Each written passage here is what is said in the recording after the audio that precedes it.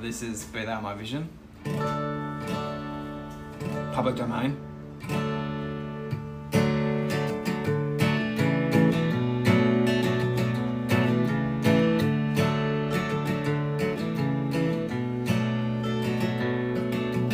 Be Thou my vision, O Lord of my heart.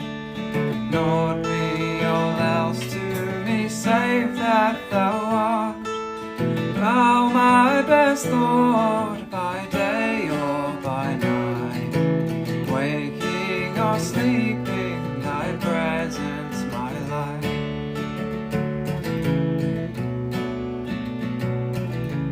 Be Thou my wisdom and Thou my true word, I ever with Thee and Thou with me, Lord. Thou my great Father and I Thy true Son, Thou in me dwelling and I with Thee one.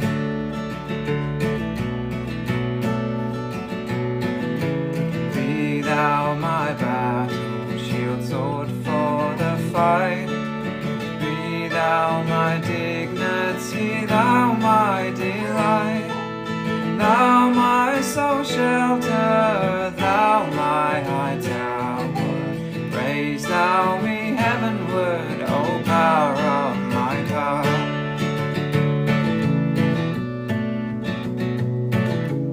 Riches I heap, but no man's empty praise. Thou mine inheritance now and always. Thou and Thou only, first in my heart, my King of heaven, my treasure Thou art.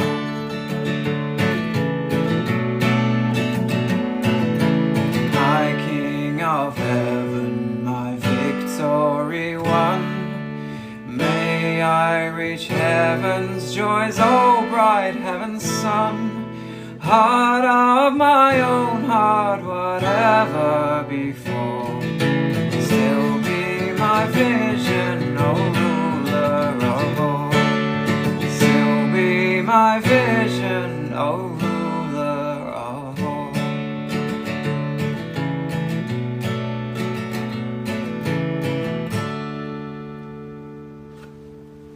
Good morning and welcome to Union United Methodist Church. We invite you to join in our opening hymn this morning, How Great Thou Art.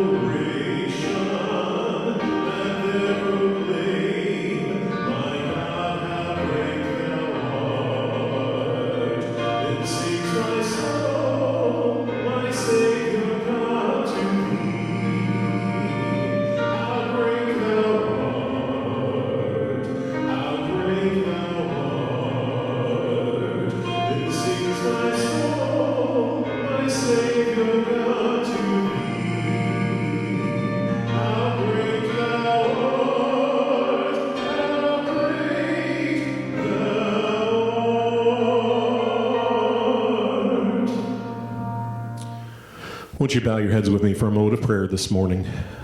Oh God, this day and always we give you thanks for your presence in our lives and for your guidance, your protection, your love, and your mercy. Lord, we pray for your continued presence this day, that we may be able to worship you in spirit and in truth. And all God's children said, Amen.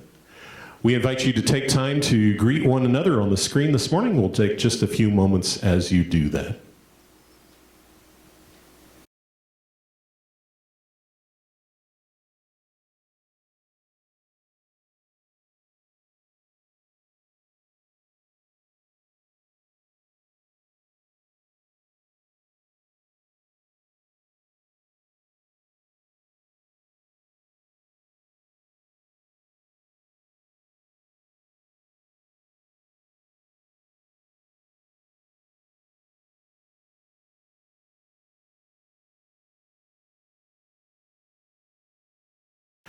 Good morning, boys and girls. How's everybody doing this morning? Doing okay? Hanging in there? Behaving yourselves? Baking cookies? Doing anything fun? Learning to drive yet? No? Okay.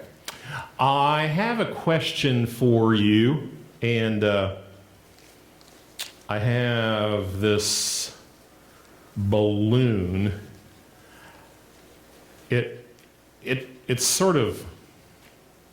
It's not doing very well, and I'm trying to figure out why, because I thought balloons were supposed to be full of,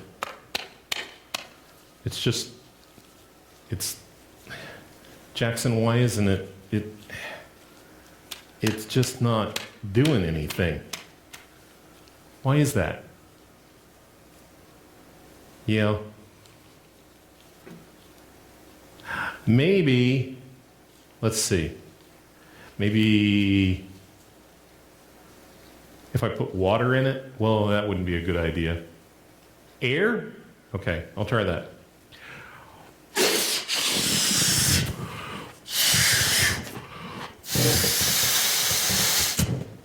Well, that worked. So that's what you're supposed to do with a balloon. Okay. Now, you can do all kinds of, you can really annoy people. Everybody's saying, stop, Jeffrey, stop, don't do that. So, my question is, what's in the balloon? What's in the balloon? Air, right? Can you see the air now? No. When could you see the air? When there was evidence of the air. When I blew, everybody's saying Pastor Jeffrey's got a lot of hot air.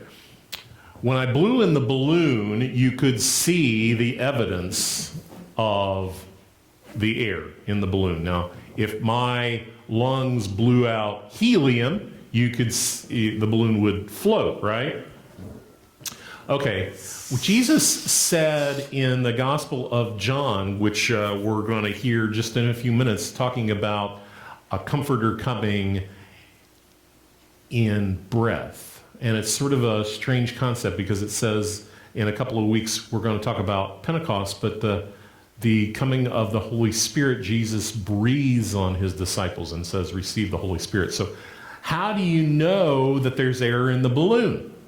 There's evidence of it. How do you know that God's Spirit is around us?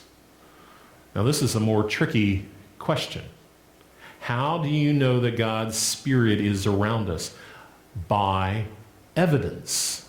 Evidence is a fancy word that's sort of like a sign. If you drive down the road and it says, road construction ahead, on the side of the road in yellow, you drive down the road a little bit longer, there are the road construction crews. There's a sign. Same way, when the Holy Spirit is around, we can't see the Holy Spirit because Spirit means something that our eyes can't comprehend, just like you can't see air coming out of my mouth, but you can see the evidence of it when I blow in the balloon. You can also see evidence of God's Spirit in the life of the church when people get together and they help each other out, when they pray for each other, when they remember people that are in the hospital, when they send cards to those individuals that are lonely, when they set up food banks for people that are hungry, all of those kinds of things. So that kids, you can show, whether you're 2 years old or 100 years old, you can show evidence of God's Spirit by how you react with each other, by how you treat your mom and dad, by how you treat your dog or your cat or your bunny rabbit. All of those kinds of things are evidence of God's love. Now, we adults learn this and we sort of live with the idea that there are things you can't really see. It's harder when you're younger to figure that out, but I think you're smart enough, you kids are smart enough to understand that sometimes you don't necessarily see everything that's going on, but you know, somewhere deep down inside, you know your mom and dad love you. And what we want you to understand is that the same way, deep down inside, we're praying that you have a connection to know that God loves you. God loves each and every one of you, and that's how we show each other God's love, by evidence. Now, I'm going to do this because you are all not here physically. We're probably not going to be able to do this for a while once we get back together because we don't want droplets going anyplace. But it was supposed to go that way. It went that way. Oh, well.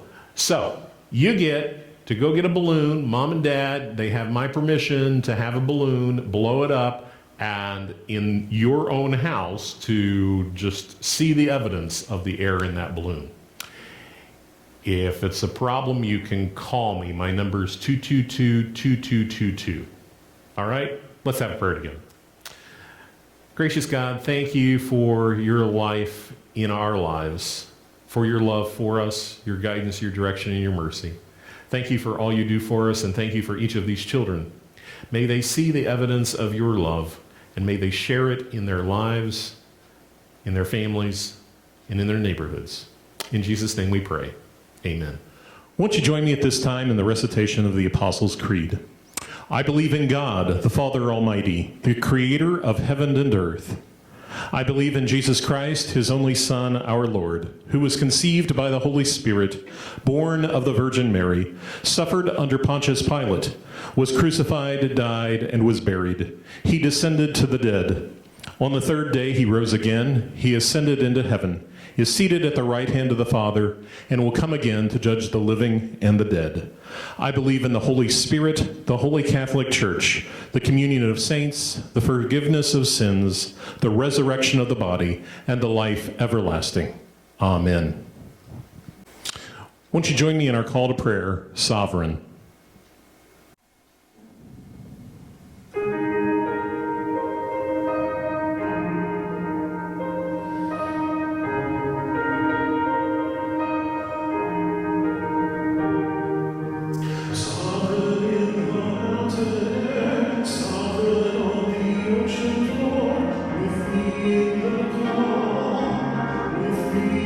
Storm, sovereign in my greatest joy.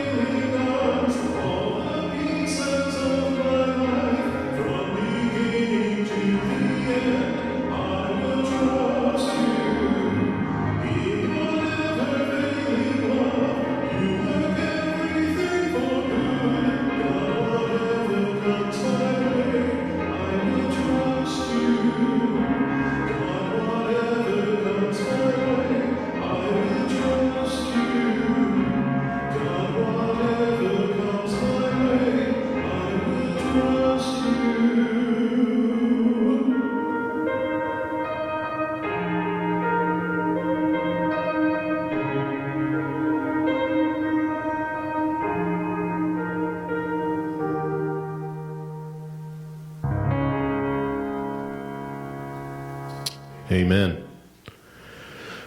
We want to give you time this morning to share any joys or concerns that you might have with each other. We'll take a moment to do that before we have our congregational prayer this morning.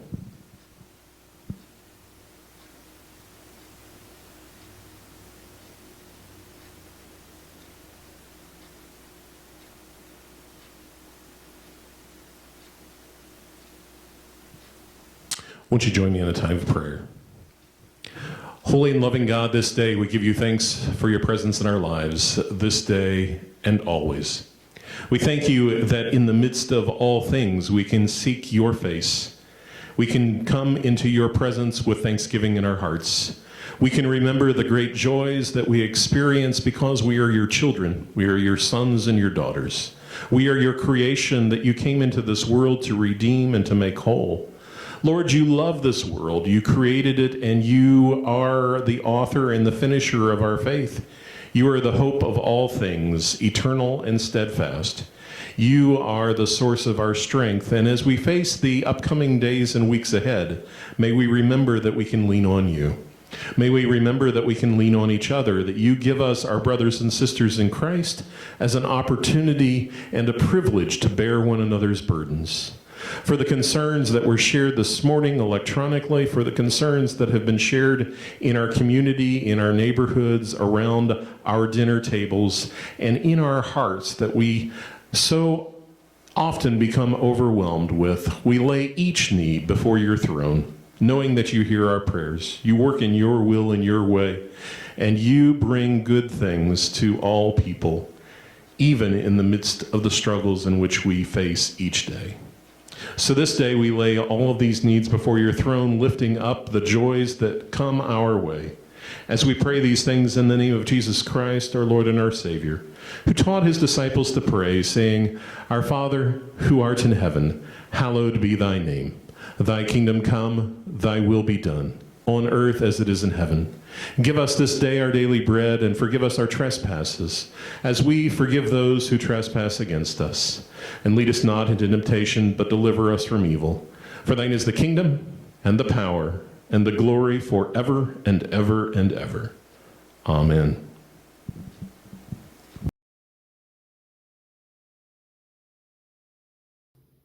Good morning, everyone. Today's reading is from the Gospel of John, chapter 14. If you love me, keep my commands, and I will ask the Father, and he will give you another advocate to help you and be with you forever, the Spirit of truth. The world cannot accept him because it neither sees him nor knows him. But you know him, for he lives with you and will be in you. I will not leave you as orphans. I will come to you. Before long, the world will not see me anymore, but you will see me. Because I live, you also will live. On that day, you will realize that I am in my Father, and you are in me, and I am in you. Whoever has my commands and keeps them is the one who loves me. The one who loves me will be loved by my Father, and I too will love them and show myself to them. This is the word of God for the people of God. Thanks be to God.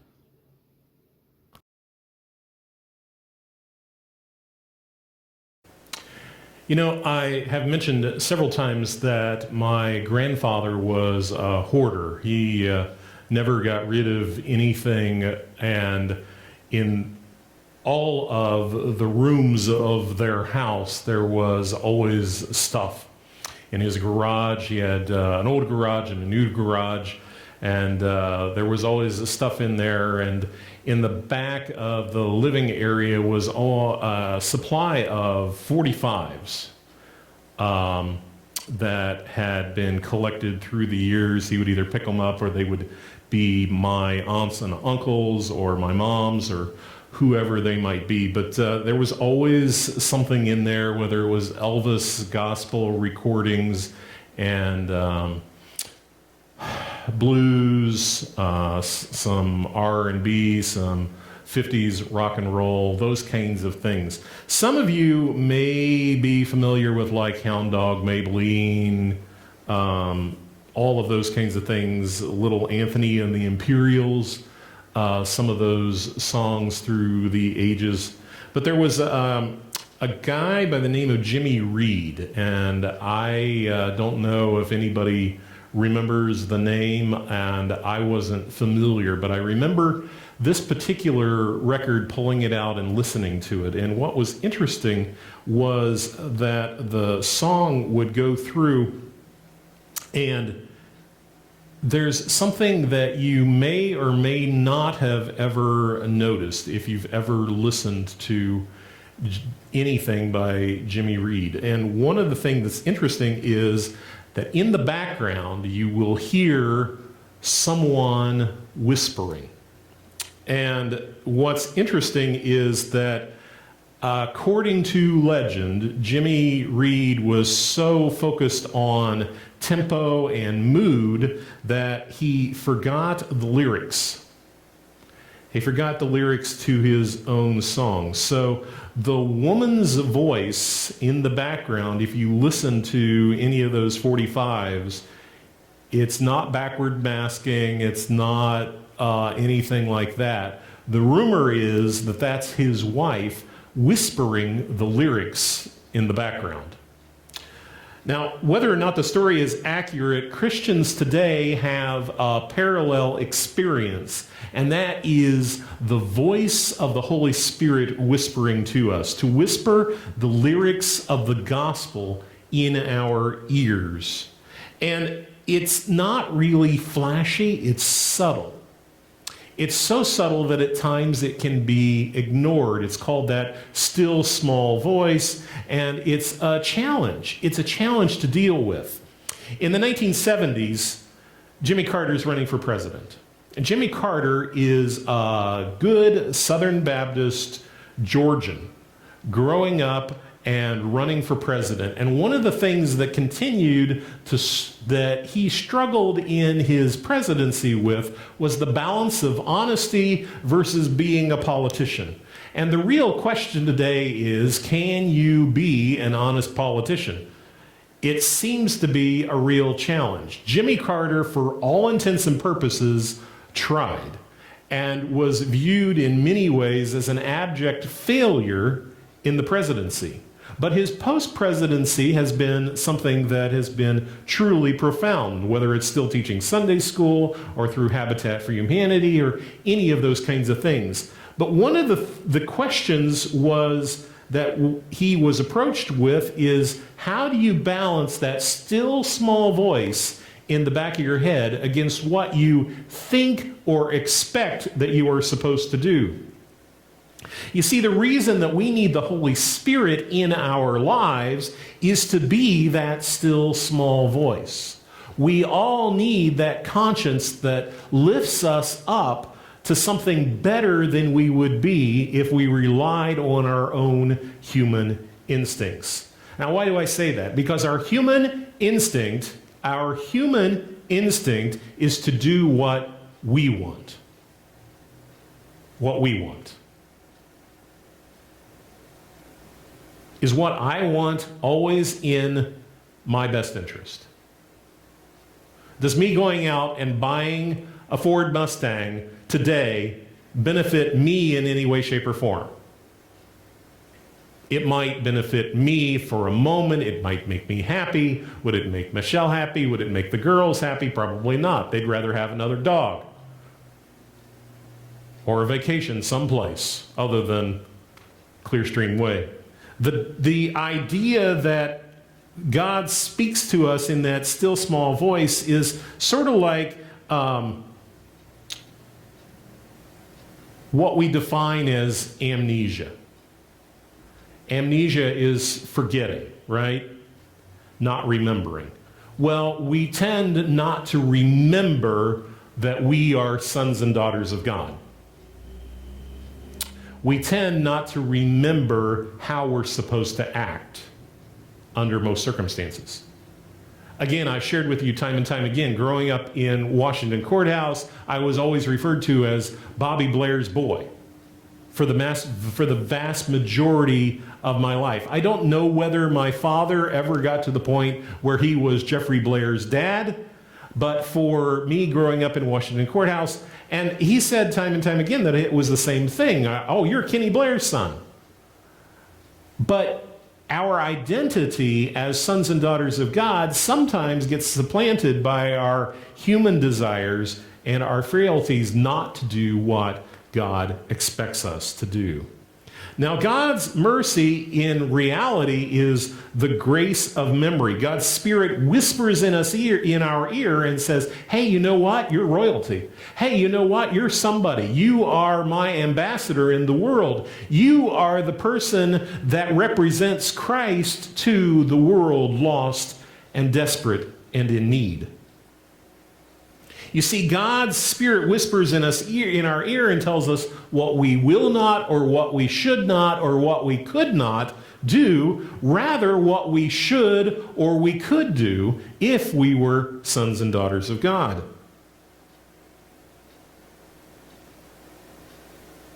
You see, in the final analysis, none of us is able to construct ourselves in such a way that is a positive thing.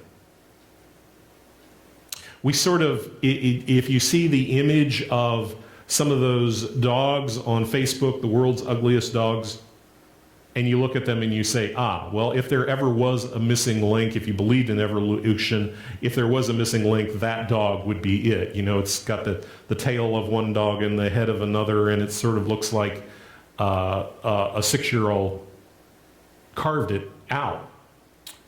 And you say only a mother could love that dog. Well, sometimes there are dogs that even a mother couldn't love. But in the midst of all of that, our construction of our human tendency, what we're supposed to do and not supposed to do, doesn't ever really work. Because our natural desires are to protect ourselves. Our natural tendencies are to withdraw. The disciples, when they didn't interact with Jesus, were constantly looking at, okay, who's better than the other? Who should be doing this? Who should be doing that? Who deserves more attention? Who deserves to be in the front? Who should be punished and be in the back? All of those kinds of imageries. You remember Moses in the Old Testament. They're out of Egypt and getting ready to cross into the promised land, and even Moses constantly talking to God, and they say, we're thirsty. So he goes up and says, why do you test God and I? And he bangs on the rock in anger and in a fit of self-dependence, and God speaks to him and says, have you not figured anything out, Moses? Have you gotten none of the stories that I've shared with you? Has none of this made sense? And they're back to square one. Moses doesn't enter the promised land. David, a man after God's own heart, fails miserably. Paul, time and time again, struggled in the midst of life with what was perceived as a thorn in the flesh. What was the thorn in the flesh? Nothing in Scripture really explains what it is, but it was something that Paul struggled with continually. Peter denied Jesus 3 times.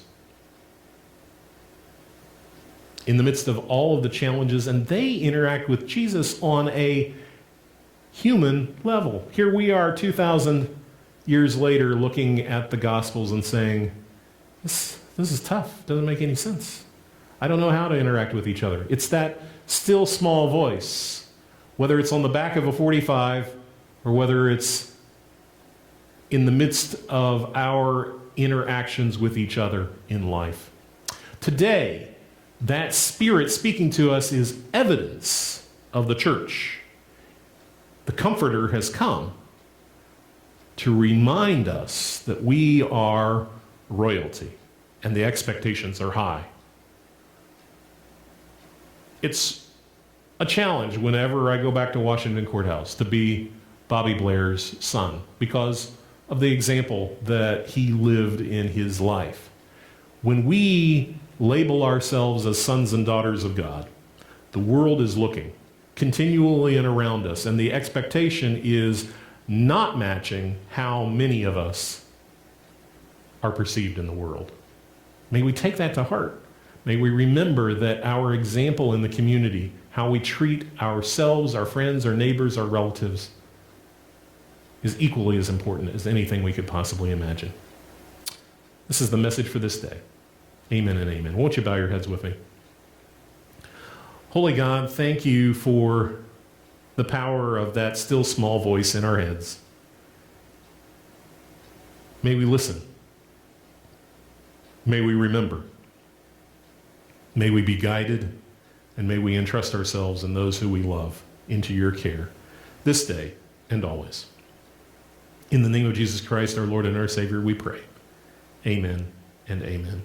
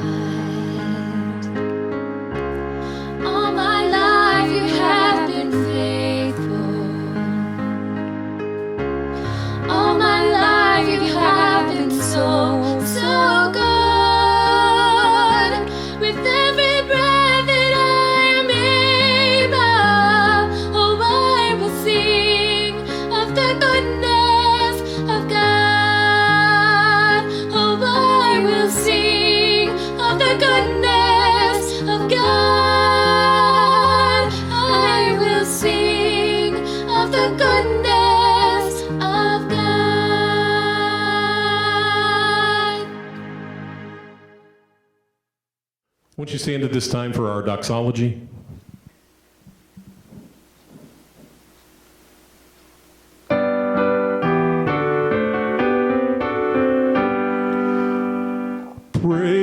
God from whom all blessings flow. Praise God, all creatures here below. Praise him above, ye heavenly host. Praise Father, Son, and Holy Ghost. Amen.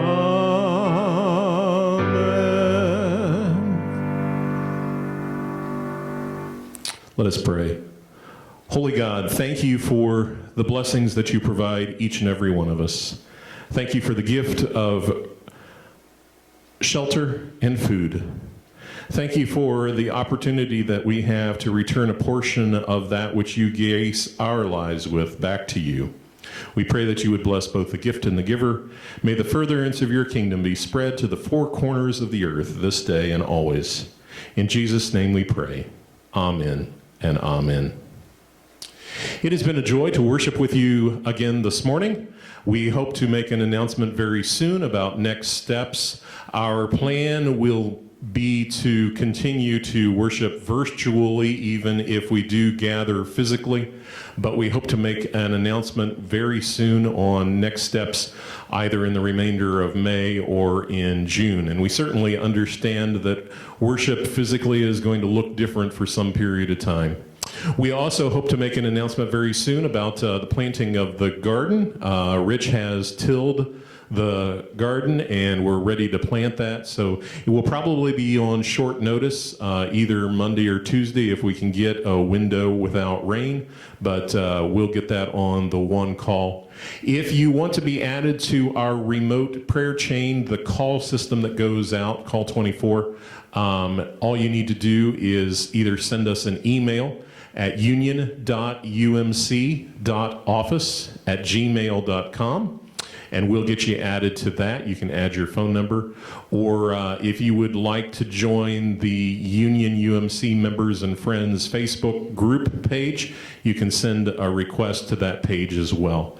But we continue to appreciate every one of you that are worshiping. We have friends in Pennsylvania that are worshiping with us, and in Arizona, and all around. So we're expanding our horizons through the use of technology. So we're grateful for that. May the grace of our Lord Jesus Christ, the love of God, and the communion of the Holy Spirit rest and abide on each and every one of us, now and for all eternity. Amen and amen. Our closing song this morning, Victory in Jesus.